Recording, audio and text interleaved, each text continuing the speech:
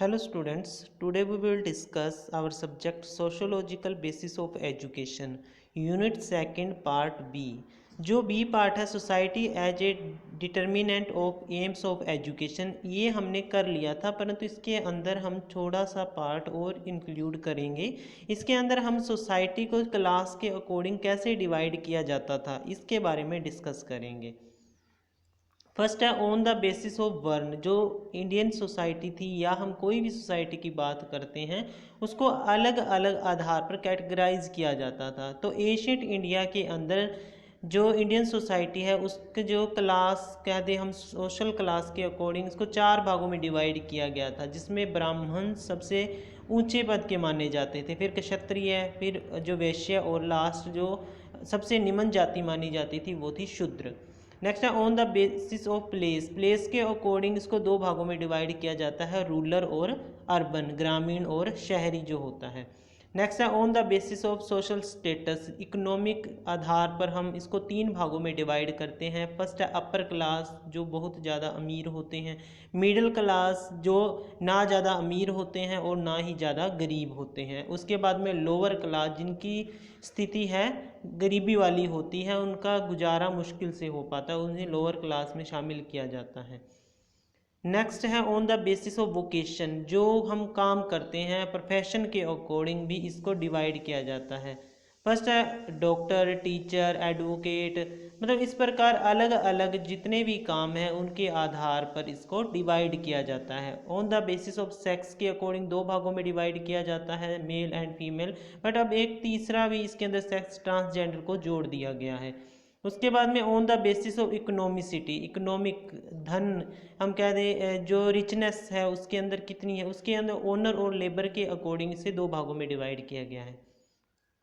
Next है on the basis of different religion. धर्मों के आधार पर हिंदू, मुस्लिम, सिख, ईसाई, जैन, बौद्ध, पारसी, इस तरह जो सोशल क्लास है उसको डिवाइड किया जाता है। उसके बाद में on the basis of minority level. Minority level के आधार पर जिनकी संख्या कम होती है, जैसे मुस्लिम है, सिख है, ईसाई, जैन, बौद्ध, पारसी, ये मिनॉरिटीज़ में आते हैं और इनको अलग जो है कैटेगराइज किया जाता है। उसके बाद में on the basis of different language.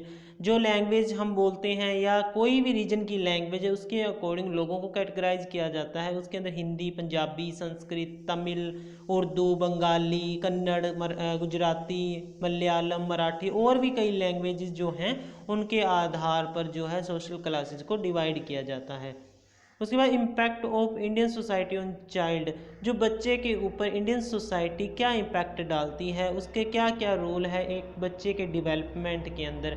जो इंडियन सोसाइटी है वो बच्चे का फिजिकल डेवलपमेंट में रोल अदा करती है, उसके इंटेलेक्चुअल जो बौद्धिक उसकी विकास है उसको ध्यान देती है, सोशल डेवलपमेंट पर ध्यान देती है, समाज के अंदर उसने कैसे इंटरेक्ट करना है, कैसे अंतः क्रिया करनी है, इन चीज़ों का जो है इंडियन सोसाइटी के अंदर डेवलपमेंट किया जाता है। उसके बाद में करेक्टर एंड मोरल डेवलपमेंट पर खास ध्यान दिया जाता है इंडियन सोसाइटी में। उसमें कल्चरल डेवलपमेंट, जो हमारी संस्कृति है, हमारे कल्चर है, रीति रिवाज है, उनको जो बच्चा है आगे लेके जाए, इस चीज़ को भी ध्यान में रखा जाता है और उसको भी डेवलप किया जाता है बच्चे के अंदर।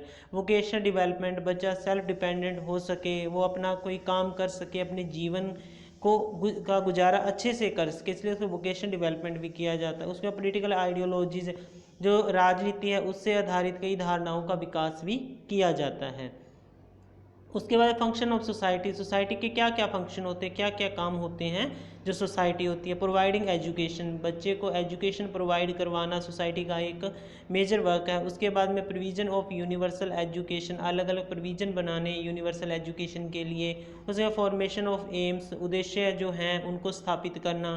कंट्रोल ऑन एजुकेशन, एजुकेशन के ऊपर कंट्रोल होता है। कोई भी सोसाइटी होती है उसके अंदर उस सोसाइटी के अकॉर्डिंग एजुकेशन दी जाती है बच्चों को। उसके इक्वल अपॉर्चुनिटी टू ऑल, सभी को एक जैसी अपॉर्चुनिटी देना, पढ़ने के लिए, रोजगार के लिए, कोई भी काम करने के लिए अलग अलग जो है अपॉर्चुनिटी के अंदर सबको इक्वालिटी होनी चाहिए, इस बात का ध्यान दिया जाता है। उसके बाद वोकेशनल इंडस्ट्रियल एजुकेशन दी जाती है। कोई भी सोसाइटी है अपने सोसाइटी के डेवलपमेंट के लिए बच्चों को जो वोकेशनल और इंडस्ट्रियल एजुकेशन देती थी। सो ये थे मेन पॉइंट इससे रिलेटेड। Okay, thank you.